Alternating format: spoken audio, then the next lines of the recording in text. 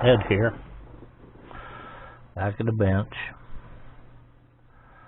Finally made a little bit of progress on the B-24 here. Been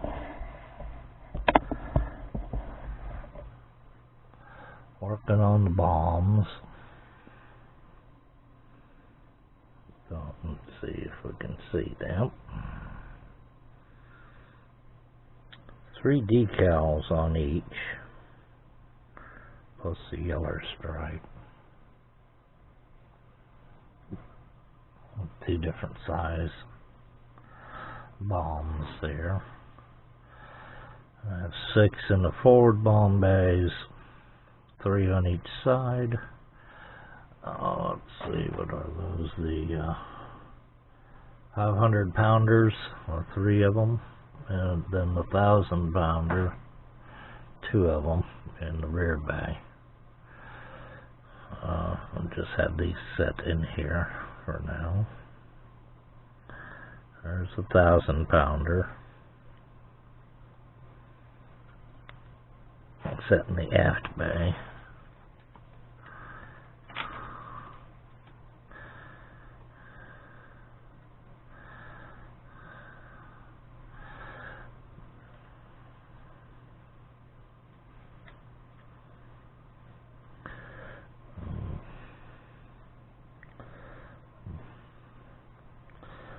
Don't know if you can see this too well.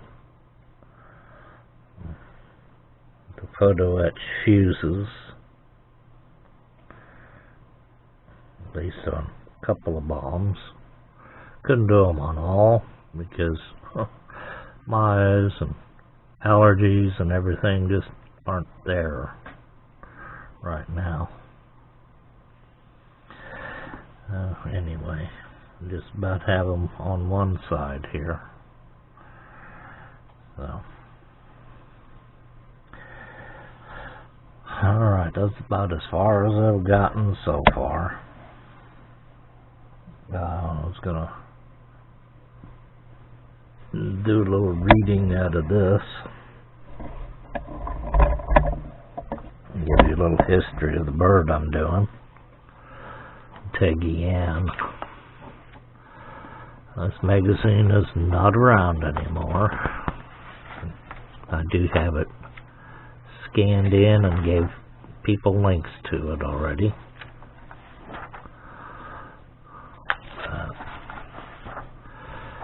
I'm going to read this a bit. To Hell and Back by Martin W. Bowman. Let's see. Do a little reading here. Keep an eye on the time. The Polotsi is situated on the Romanian plains 50 miles north of Bucharest, just over 50 years ago. Now this is dated winter of 1996. So. Okay. Polotsi was the greatest single source of fuel for the German war machine in all Europe. A tiny USAAF force of 23 consolidated B-24s, originally en route to China to bomb Tokyo from the Chinese mainland, was sent to bomb the refineries on 12 June 1942. Although it was a small beginning, 13 American heavy bombers did bomb the European target for the first time. In April 1943, bomber chiefs in London pressed the theater commander, General Lewis, excuse me if I tear this up, Brereton, for another attack. Early in June, he was informed that 8th Air Force B-24D Liberator groups in the 201st Provisional Wing from England would join his 98th and 376 BG's battle groups for a second low-level attack on Plotzy. A B-17 flying fortresses were ruled out because they did not possess the required low-level range. Ground crews removed northern bomb sites and replaced them with low-level sites, replaced heavier nose armament and additional fuel tanks in the bomb bays to increase the Liberator's fuel capacity to 3,100 gallons. Were installed in the B-24Ds to make the trip to the target, some 1,350 miles, and back again.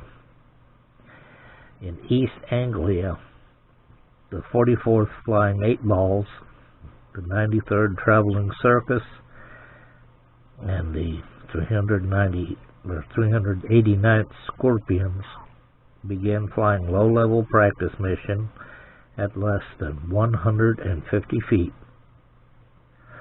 All three groups have been trained in the art of high-altitude precision bombing and were quite unused to the low-level flying.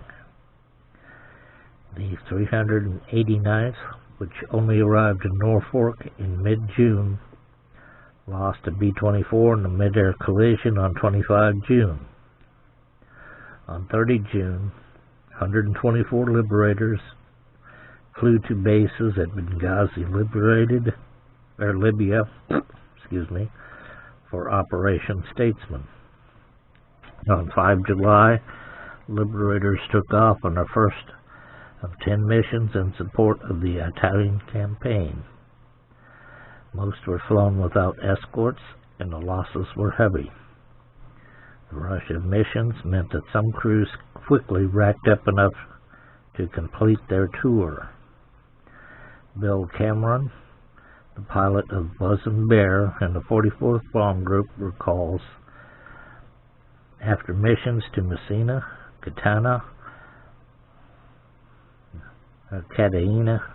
Foggia,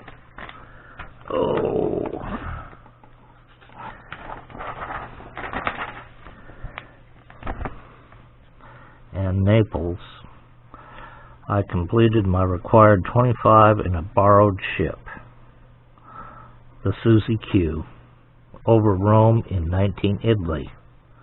It occurred to me that I was not really expected to fly this low-level mission, whatever the target was.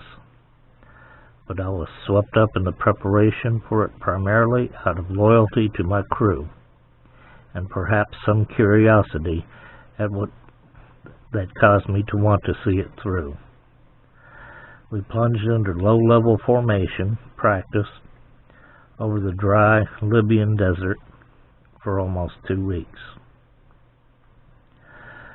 Eventually, the groups became larger, and as the training progressed towards a full dress rehearsal involving the total force of B-24 Liberator bombers.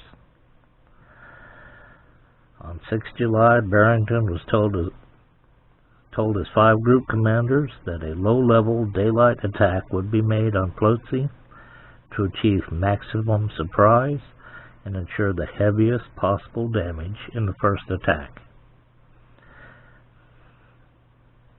On 20 July, the 5 groups began 12 days training for Tidal Wave, the code name for Plotzy, with practice flights against a mock-up target in the desert. Bill Cameron recalls, everything would depend upon surprise and exact timing. It was explained that the first defenses were relatively light, and we would not have to concern ourselves about the Romanian anti-aircraft because Sunday was a day of rest for Romanians, even in time of war. I'm going to hold up here since I'm running close on time. We'll continue with the next one.